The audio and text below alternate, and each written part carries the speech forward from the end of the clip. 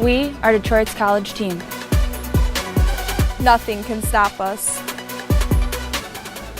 Let's show Green Bay the Detroit way. They got a little bit of a lead on us, and we just kept having to battle back and fight back and figure out what they were doing defensively and what was open, and we just had to make some adjustments. And at halftime, we just it was good to see. I could see the fire in not only the kids on the bench or on the floor, but on the bench as well. So I think it was that extra oomph from everybody that we willed ourselves to win this game today. Rosie, again, money players come up in big games, and boy, did you feel like you had a good look through the first and second halves? I mean, you looked very fresh. Yeah, I would say that I was coming off a game where I was kind of like uncertain of. We had a talk I was kind of uncertain about what I was doing on the floor and stuff. So today I just thought, just let it come to you, because I've been kind of like forcing it. So I just kind of just played it. And it was a good game to have this kind of game because it was a rivalry and it was Oakland. So it kind of just fired me up a little more. Rosie, talk about in the locker room, it is a rivalry game, it's a Metro Series. How does the team balance all that out with just kind of on saying, hey, this win is just as important as beating Cleveland State, it's just as important as beating Green Bay. Like, they all count as one win. How do you guys balance that out in the locker room? I mean, it's Oakland, so it's obviously that rivalry, like I said, but we were like, it's a win or loss regardless, so we needed to win this game. Luckily for us, it was at a time where we were playing our rivals, so it kind of fired us up a little more, but we have to have that same intensity for our next game, especially against Green Bay.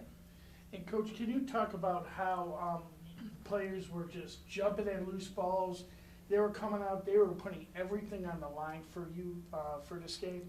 It was amazing because I was watching our games from last year, and that was the one thing I put on my notes was we lost every 50-50 ball. And before the game, I know Coach Albro talked about those, that we needed to get all of them. And it just seemed like today the ball was dropping in our hands, and it was getting bobbled around, and the extra effort, the ball just happened to go our way. So, I mean, we will take those nights, anybody would, and we absolutely had to do that. We had to get on the floor. I saw a lot of jump balls, so that means... to the end. I know. It was so impressive. So proud of these guys. So, so I mean, it was amazing. You could just tell that both teams really wanted to win the game, and we're fortunate enough to be the ones that did. And how about your bench? Bench came up and went crazy. 6 rebounds coming off the bench.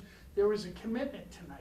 You know what? We've had some great lifts off the bench, and we're super excited about our new kids coming in and just getting more comfortable, and they're picking the right time to get it going. Coach, talk about what you might have to change defensively. Sinclair Russell, she didn't play in the last year's games, redshirt, I believe. And early on, I want to say she scored 10 of their first 13 points. Hit 5 for 5 from the field the first 4 or 5 minutes. She ended up with 15, which is still pretty good. 16, which is still a good game from her. But when you think about that, she had 11 in the first 4 minutes. What did you guys do defensively around her to slow her down? Yeah, she was hot as a pistol right there from the get-go. So we obviously had to make her a focal point, and we had to get back in transition. She's a post that runs, so we had to make sure that all our post kids were getting back and not letting her get anything easy. And certainly it's always nice when you have post kids that can make outside shots. I mean, that makes the defense have to play honest all the time. So I thought we did a pretty good job of honoring the fact that she could shoot from the outside in the second half, and we closed out a little bit further. So I think that was a big difference. And so second half, I mean, some other players came alive, but, we were able to fight back, and just super proud of our team today. And Rosie, everyone's just going to look at the points, and obviously that's a great game from that standpoint. 11 rebounds, 5 assists.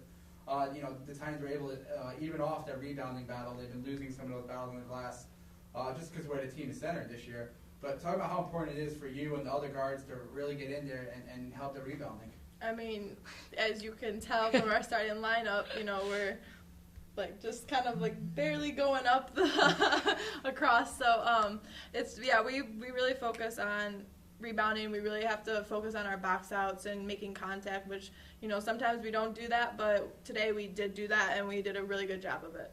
And then also from the assist standpoint, 5 assists, no turnovers. You would be, I think you actually might be in the Horizon League stats now, leading in terms of assist to turnover ratio.